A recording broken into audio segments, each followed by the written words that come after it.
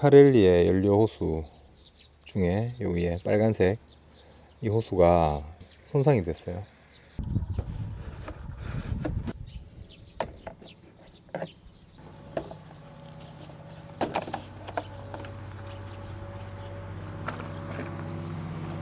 네, 요 호수고 요 치파렐리 캐브레타에서 연료통으로 기름이 넘어가는 리턴 호수입니다. 그래서 연료 공급은 여기 있는 요 투명 호스를 통해서 여기 캐브레타로 공급이 되고요. 그리고 위에는 이 공급되고 남은 연료들이 이 관으로 나와서 이 리턴 호스를 타고 다시 연료통으로 넘어가는 그런 역할을 하는 호스입니다. 이게 지금 완전 삭아서 다 터져 버렸어요. 네, 순정 호수는 내경이 2.5 그리고 외경이 5.9mm 거든요. 얘는 내경 3mm, 외경 6mm입니다. 그래서 내경은 살짝 좀 헐겁고 외경은 좀 빡빡한 그런 건데 제가 보기엔 다 들어갈 것 같아요. 한번 끼워 볼게요.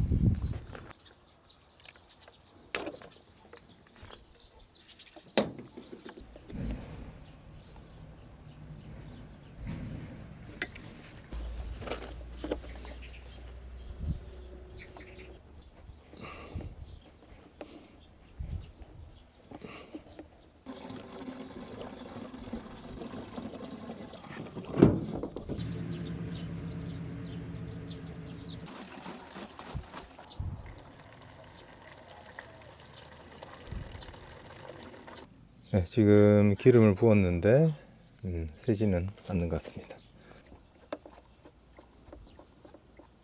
네, 뻑뻑이 누르면 기름도 잘 올라오고요. 네, 기름이 새는 곳도 없습니다. 시동을 한번 걸어 볼게요.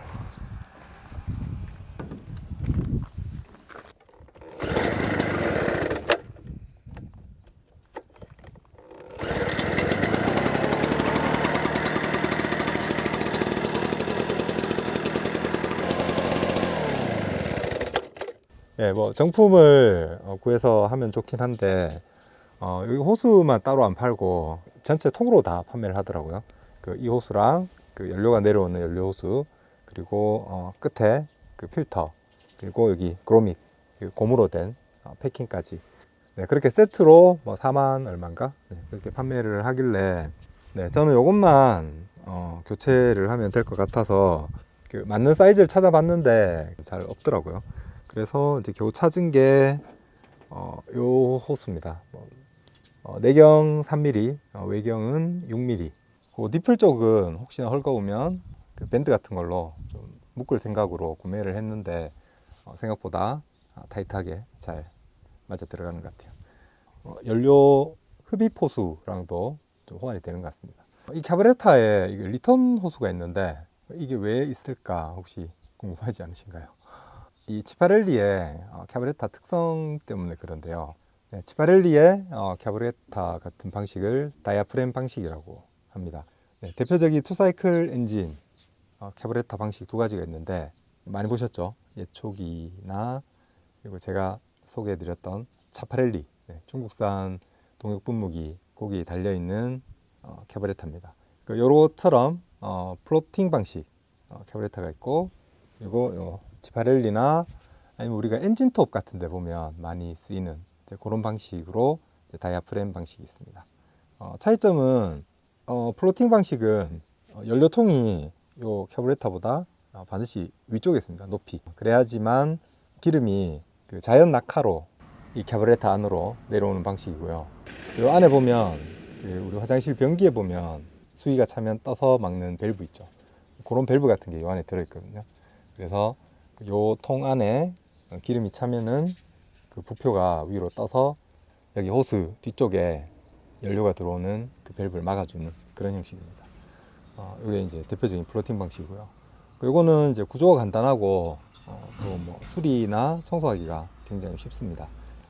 거기에 비해서 이 다이아프램 방식은 그 엔진이 이제 흡입 폭발하는 그 과정에서 이제 압력차가 발생하잖아요. 그 압력차를 이용해서 연료를 빨아들이는 펌핑 방식입니다. 그러다 보니까 얘는 연료통이 위에 있거나 밑에 있거나 아니면 이제 또 작업을 하다가 연료통과 카브레타의 위치가 이렇게 뒤집어져도 펌프하는 방식이니까 문제없이 카브레타로 연료가 들어올 수 있는 거죠. 엔진톱 같이 카브레타와 그 연료통의 위치가 아래 위가 바뀔 수 있는 그런 이제 소형 엔진들에 좀 많이 사용을 하는 편이고요. 또 위치와 상관없이 안정적으로 기름을 빨아들일 수 있는 그런 장점이 있는 반면에 좀 구조가 복잡하고 또 이제 다이아프레임이라고 하는 그 안에 이제 떨림판 같은 게 있는데 그게 이제 수명이 있어서 걔를 이제 좀 교체를 해줘야 되는 그런 단점이 있습니다. 그럼 장단점이 있기 때문에 뭐 어떤 게 이제 더 좋다라고 말씀드릴 수 없을 것 같고 엔진톱처럼 어쩔 수 없이 이제 반드시 다이아프레임을 써야 되는 경우도 있고요. 아니면 뭐 예촉이라든지 또 얘도 이제 크게 자세가 바뀔 부분은 없어서 이제 그냥 이렇게 등짐을 메고 다니는 엔진 같은 경우에는 플로팅 방식을 또 사용을 하기도 합니다. 네, 그런 다이아프레임 방식에만 이런 리턴 호수가 필요한데요. 이유는 뭐냐면 얘가 이제 계속 펌핑을 한다 했잖아요. 그래서 그 엔진이 계속 이제 흡입 폭발하면서 기압차를 만들어내는데 그 기압차에 의해서 계속 이제 연료가 위로 올라오게 됩니다. 올라오는데 그 연료를 전체를 다 엔진으로 보내진 않아요. 그래서 반드시 이제 남는 연료가 있는데 그 연료를 빼주지 않으면 이제 과하게 엔진으로 연료가 들어간다든가 더 이상 이제 펌핑을 못하고 이 카브레타가 제 역할을 못하게 되는 거죠. 엔진이 막 부룩부룩 하면서 이제 정상적으로 이렇게 사이클을 진행하지 못하는 경우가 생기게 됩니다.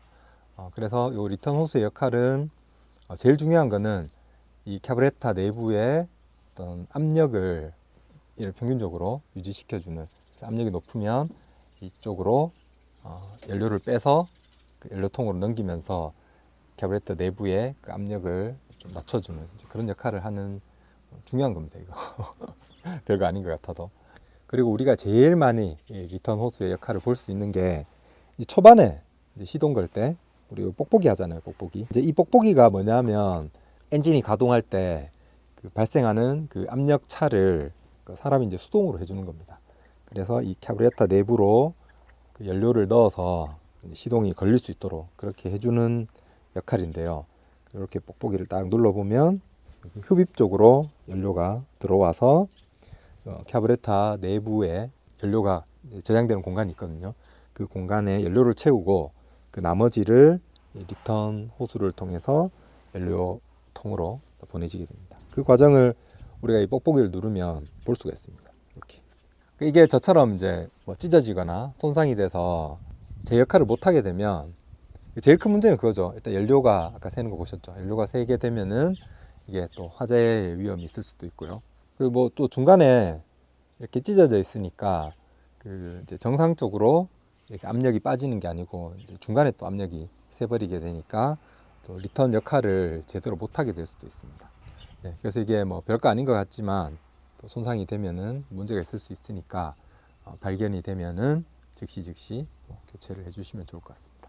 오늘 준비한 영상은 여기까지고요. 오늘 영상이 도움이 되셨다면 좋아요 그리고 구독 부탁드리고요. 다음에 또 좋은 영상으로 찾아뵙겠습니다. 안녕.